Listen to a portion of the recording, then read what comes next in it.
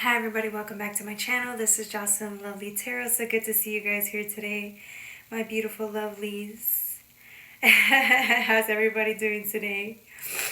I miss y'all. I really do. I just wanted to shout you guys out for a bit. Alright, today's reading is going to be for my beautiful Scorpios. Scorpios. If you guys resonate with the video, like, share, and subscribe. If you guys want a personal reading, hit me up at jocelynlovely84@gmail. Just know these readings, okay? I have to remind people again and again when I do my readings that they're hardcore. So, it's always, I always prefer to give readings when it comes to, your life plan. How you're going to maneuver everyday life, what you need to work on, what needs healing, stuff like that. I really like to get to the nitty gritty of the soul's calling. So, again, you're always invited for that. Alright, guys, let's get started.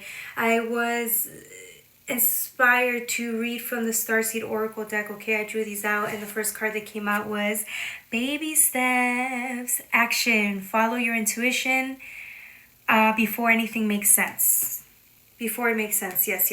Look at you at the portal, the gates calling you, the 5Ds calling you. Here you are, and we're talking about from a very, very day-to-day basis, okay? We're not talking about the big scheme of life. You guys are doing fabulous in that. You get an A++, okay?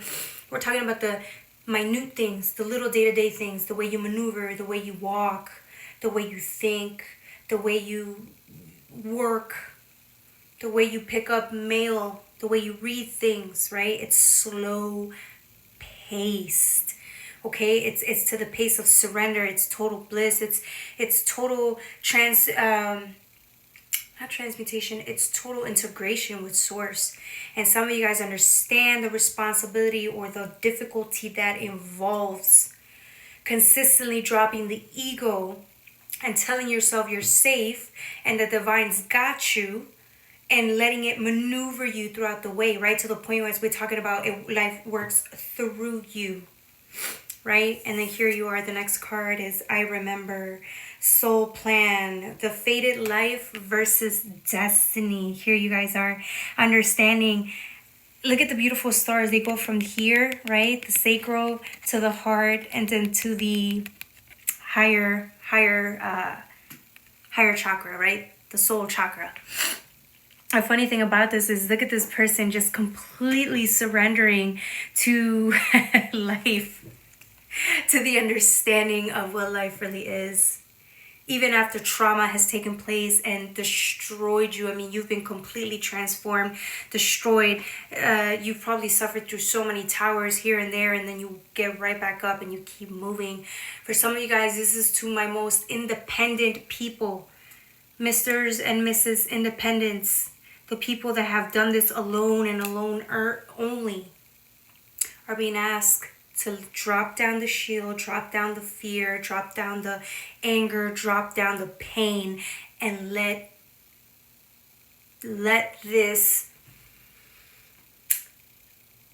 your higher self integrate and just take over. You understand the importance of why it's so important to be integrated, right? Because you don't have to think so much, you don't have to do too much, you don't have to worry so much. There's no struggle. There's struggle when the ego wants to come in and reclaim its place. The body belongs to the ego, and it knows it. It protects you. It's what it feels, right? And I will not knock that. That's what the ego believes. That's what the ego wants, and it will get what it wants, and it claims what it wants, right? But it's almost as if you understand that you can't always live like that. You can't always live in fear mode. You can't always live protected, and it's just not fun. Your inner child has to come out to play, no matter how difficult the journey has been, right? It's, again, surrendering to the pool of life and the notion of life, and understanding the importance of surrendering. It's not easy. No one said it would be. For some of you guys, you've reached the state of bliss so many times, and only to be knocked down by life and having to redo it over again and re-believe and re-shed and just integrate. It was so difficult, guys. It took all of you. And here you are being asked to trust the divine again and surrender in the day-to-day moments.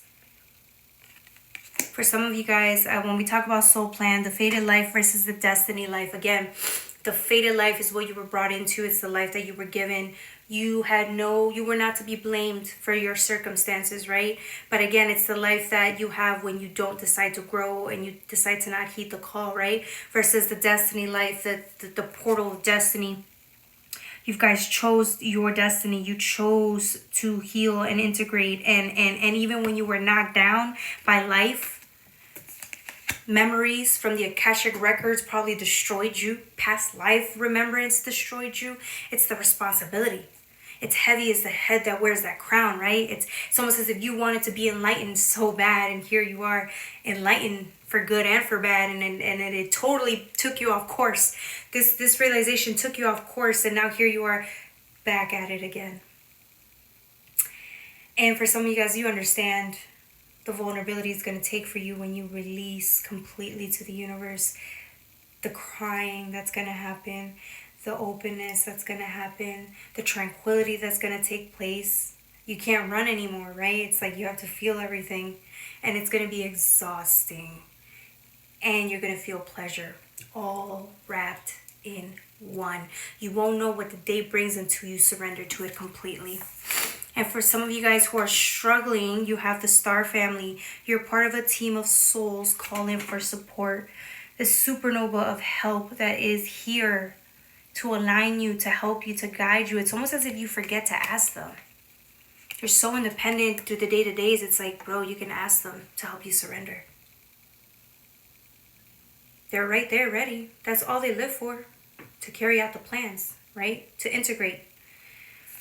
The last card is the Seas of Minantaka. Seeing potential. Bringing unconsciousness to light again, right? The minute you surrender, what's going to happen? There's going to be an overflow of goodness that's going to take over you. But then the Akashic records are there, and you're going to be able to access them. And for some of you guys, you understand, right? When you access the Akashic records before it destroyed you, something happened, some realization came in, something changed the course of your life, and you thought it did.